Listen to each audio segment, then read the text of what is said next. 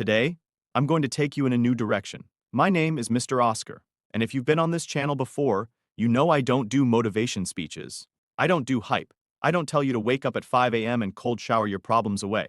What I do is sit with you inside the real problem, the one that doesn't show up on productivity blogs. And today's problem is one I lived with for the better part of 2 decades. Consistency, not the word, not the concept. The actual, brutal experience of knowing, deeply knowing, exactly what you need to do every single day, and still not doing it. I'm not talking about laziness. Lazy people don't stay up until 2 a.m. researching the habit system they're going to start tomorrow. Lazy people don't rewrite their goals every Sunday with color-coded planners. I'm talking about you, someone who tries harder than most people you know, and still can't seem to hold the thread. You start strong, you always start strong, and then somewhere between day 4 and day 11, the thread snaps. Again, if that is the loop you are living in right now, stay with me. Because what I'm about to share didn't come from a book I read on a weekend. It came from years of personal collapse, and one researcher whose work finally gave me a language for what was actually happening inside me. Her name is Angela Duckworth, and what she found quietly rearranged the way I operate.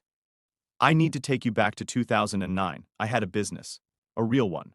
Staff, clients, projections, a vision board on my office wall, the whole picture. On paper, I was the kind of man other people called driven. But behind that door, I was running on fumes and fiction. Every morning I would sit at my desk with the intention to execute on the things that actually mattered. The calls I needed to make, the financial reviews I kept pushing back, the conversations with my business partner I kept avoiding. And every morning, I would do everything except those things.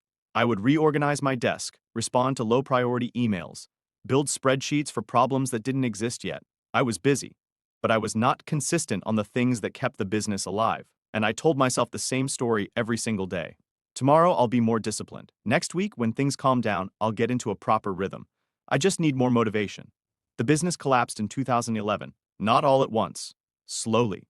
The way a wall cracks before it falls, little signs you keep painting over until one morning the whole structure is gone. And the hardest part wasn't the financial loss. The hardest part was sitting in an empty office asking myself one question I couldn't answer. Why couldn't I just stay consistent? I wasn't stupid, I wasn't uncommitted, I cared deeply. So why did I keep breaking the very habits that would have saved everything? That question haunted me for years. The answer didn't come to me in a dramatic moment. It never does. It came in a quiet conversation with a former colleague, a man named Bernard, who had rebuilt his life after his own professional collapse.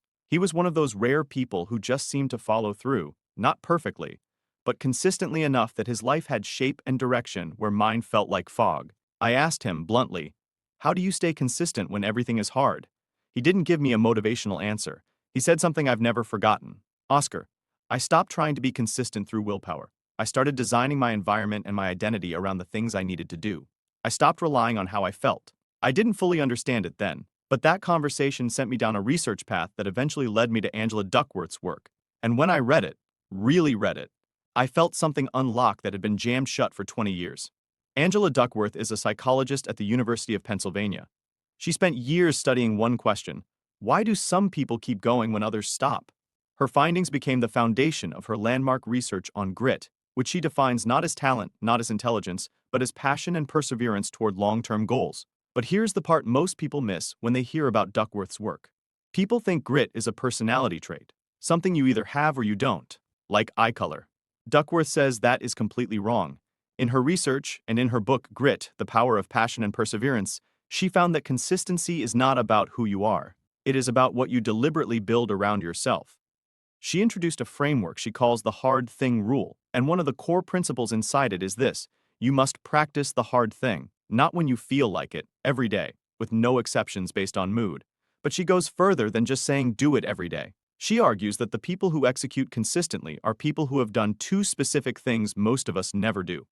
First, they connected their daily actions to a deeper sense of purpose. Not a goal, a purpose. There is a critical difference. A goal is I want to grow this business.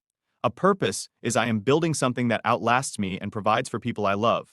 Duckworth found that purpose creates what she calls intrinsic motivation, the kind that doesn't evaporate when you're tired or when results are slow. Second, they engineered their environment to reduce the friction between intention and action. This is where Duckworth's work connects with another giant in behavioral science, B.J. Fogg of Stanford University, who through his research on tiny habits demonstrated that human behavior is far more driven by environmental design than by personal resolve. Fogg's insight is straightforward. If you want to change behavior, change the environment, not the person. Duckworth agrees. She found in her studies of high-grit individuals, West Point cadets, National Spelling Bee finalists, professional athletes, that they all shared one pattern. They had removed the decision from the equation. They didn't wake up and decide to be consistent. They had built systems where consistency was simply what happened next. There is also important research underneath this from Wendy Wood, a behavioral psychologist at the University of Southern California. Through decades of study, she found that roughly 43% of our daily behavior is habitual, meaning it runs on autopilot, not conscious willpower. Her research proves that once a behavior becomes habitual, the decision-making part of your brain largely steps out of the process. The behavior becomes automatic. In plain language, consistency stops being hard the moment it stops being a choice. And the people who look like they have iron discipline, they're not white-knuckling it every morning. They built a life where the consistent behavior is the path of least resistance. That is what I was missing for 20 years. I was trying to stay consistent through willpower alone, which Duckworth's research shows is finite, depleting, and completely unreliable under stress. I was fighting my own nervous system every single day and wondering why I kept losing. So here is the one shift I want you to make this week.